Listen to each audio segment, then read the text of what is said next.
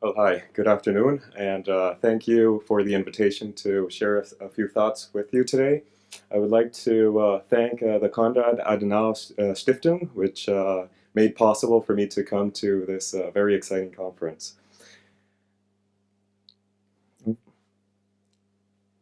Well, today I'm going to present three very important aspects, three important points regarding active transportation in Germany, and specifically for Berlin, making Berlin of a case. The first part, it will be about active transportation in Germany. I'm not going to take very long. I do not represent the policy level. I'm a researcher in evidence-based design, as I was introduced, and basically I do research in the city at the neighborhood level, and I teach from my research. So I am preparing evaluators for built environment for the built environment of the neighborhoods of the next generation of researchers. I will present as well two projects for Berlin, one for walking and one for biking, and the Walkability for Health framework, which is to gather evidence and to inform policy and also designers of the built environment for active transportation. So active transportation in Germany, let's look at main figures. Well, this is the biggest figure that we have, is that Berlin is broke. Maybe some of you don't know this, but Berlin, even being the capital of Germany, has serious economic problems and struggles. Anyhow, Berlin welcomes investors and startups and is doing very well at it. It has 12 important preliminary plans, concepts of use, and implementation processes of urban projects, as listed there. So they're all spread apart evenly in the city, tackling different problems. These are master plans which are being developed for the next year, for 2030. It's aiming 2030. So this makes the city and its dwellers vulnerable to the consequences of rapid development, because definitely this kind of macro interventions do affect the urban textile. As we can see here, this is one of the sites, or one of the areas of intervention, which is the Spree. The Spree is the main river in Berlin. It's and alongside the Spree, there's a lot of area which was for very long empty because of the wall. The wall used to go along the Spree, dividing east and west. And developments like, as you see there, that's an old picture of the O2 World Arena. Today is the Mercedes-Benz Arena. And this kind of development definitely does not improve or does not conduce for walking or biking. So this is a very, very relevant site. As we can see here, there's those that know Berlin or have been to Berlin maybe know two very vibrant neighborhoods, which is Friedrichshain up there north and Kreuzberg. These are very, very lively neighborhoods, interesting points of destination of the city, and in the middle of it, along the Spree, is this development right here. So I call it the unfriendly building, because it's not friendly to its neighbors. To describe a little bit what the situation is in Berlin, it's pretty good in terms of active transportation. We see the features there, but as promised, I'm not going to take time and being redundant with features. Well, facts on pedestrianization at national level. I think it's important to look at a little bit the history, or what has been happening in terms of pedestrianization in the country. And since really early in the 40s, there has been pedestrian streets implemented. These evolved into what we call pedestrian bazaars, which included commerce in the 50s. Then by 1960, 45 downtowns had pedestrian bazaars. And throughout the 60s and the 80s, there was a second generation of these pedestrian schemes, which were called they were called for historical preservation, not only for commerce. And by 71, 370 German cities had adopted pedestrianized schemes.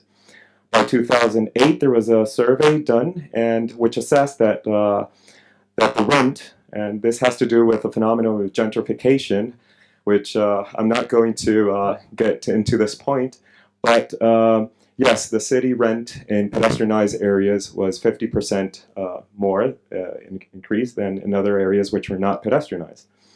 Today, only West Germany has more than 1,000 pedestrian districts, which is pretty relevant. Now, the National Cycling Plan is much more specific. It's extensive, perhaps does not have the tradition and the culture that pedestrianized areas in our cities have. So there's some facts and what are the next steps in that direction for 2020. Well, it tackles basically planning and designing cycling strategies. I will show one example for that. Infrastructure, road safety, communication across different stakeholders, cycling tourism, promoting electric mobility, and so on. So maybe these two projects which I selected could illustrate this aspect in policy.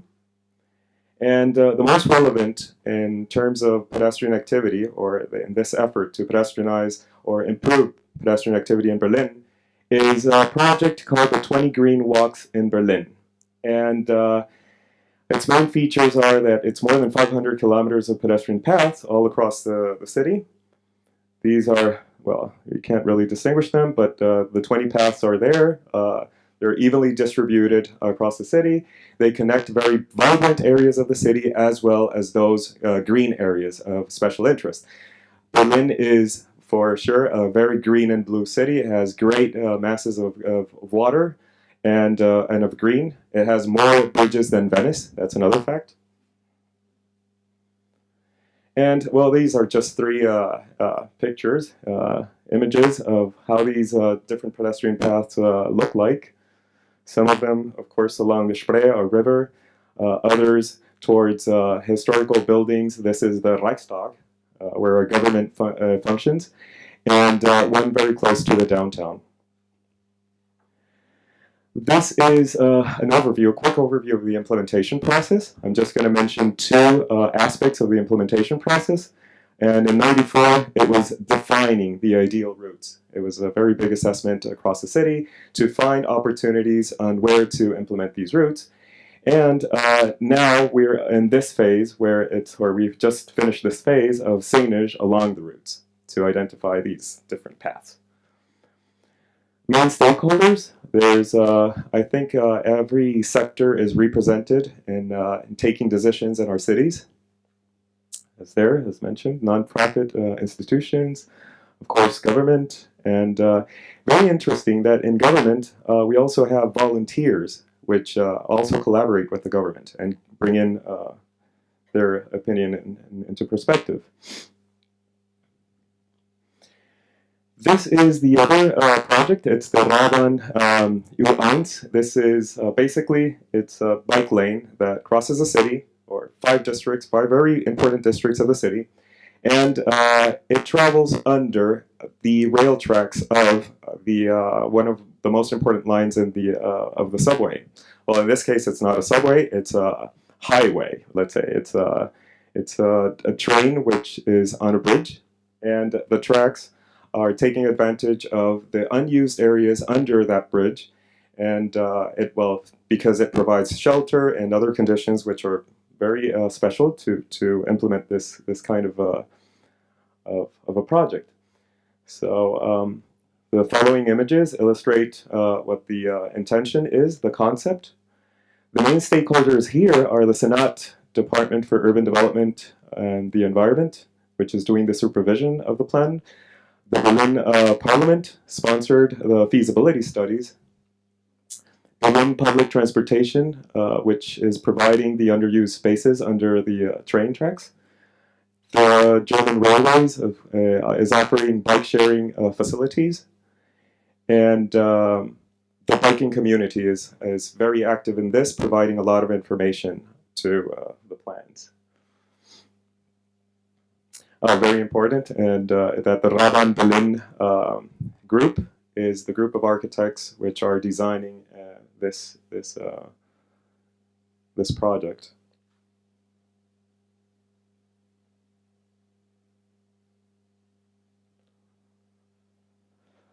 Other facts about this project is that in November 2015, there was an award there was an award assigned to this project. The Berlin Parliament started the provision process to finance the feasibility study in 2015, December 2015. The feasibility study was released recently, and the construction is estimated to start in 2018.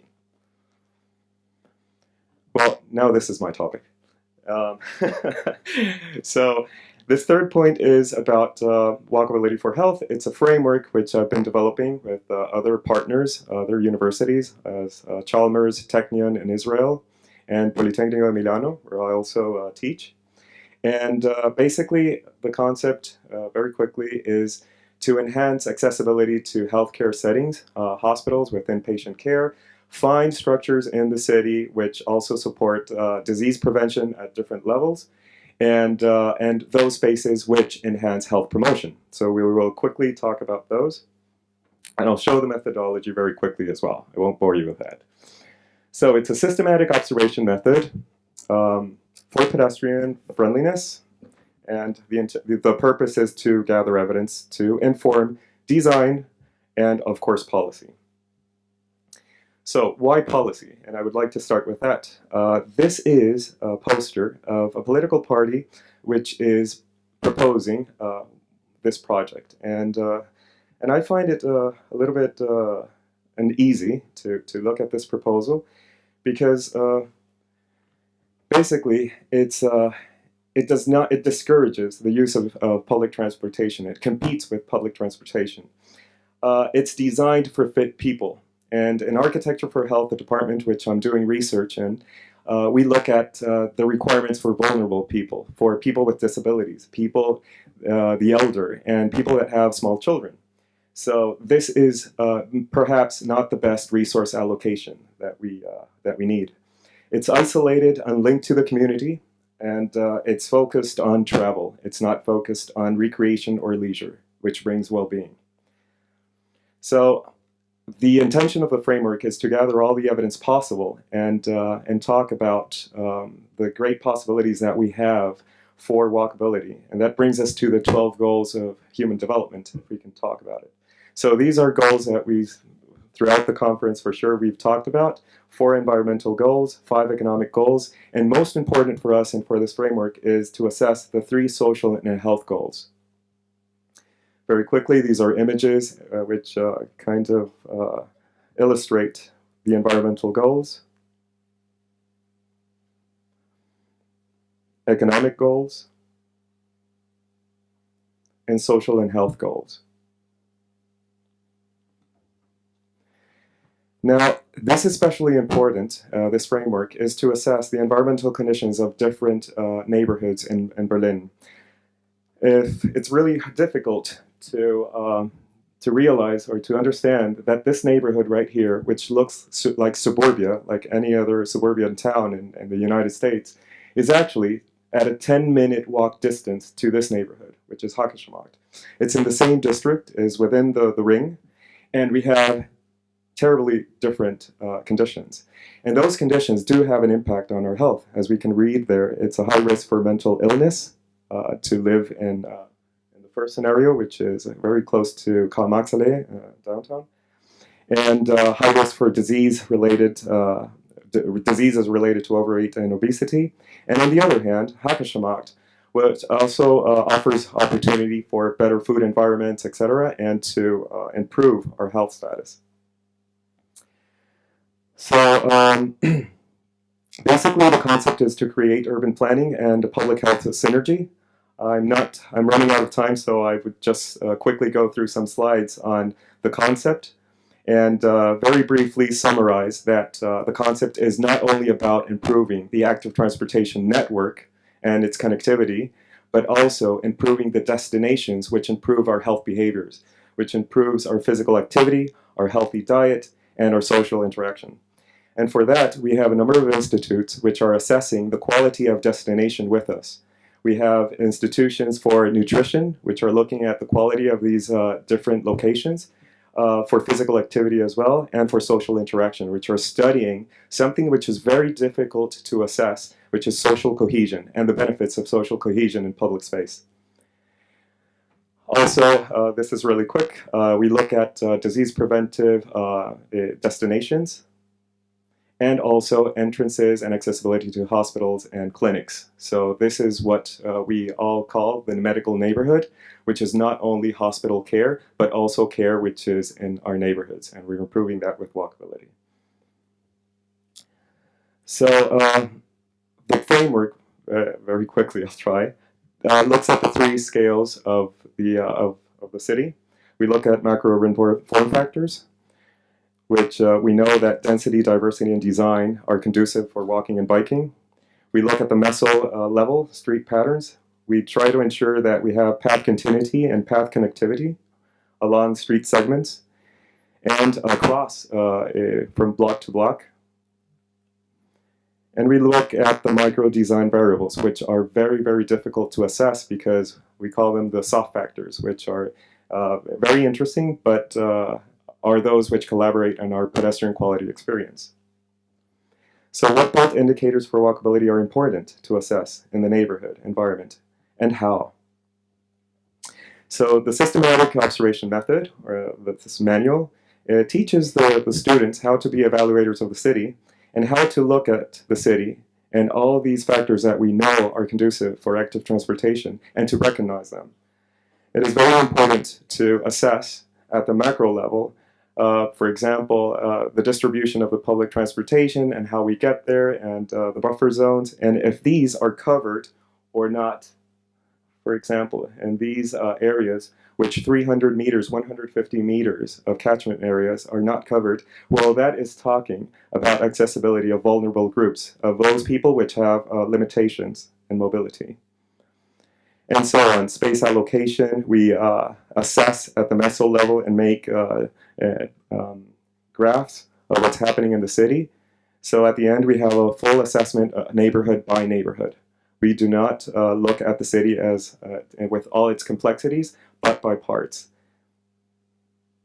Then we look at the micro level as well, and different variables for design. So this feeds the student in order to know what exactly is needed in these areas. And of course, at the end, we have tables which are comprehensive for those which are making changes in our built environments in our neighborhoods to make decisions, the right decisions.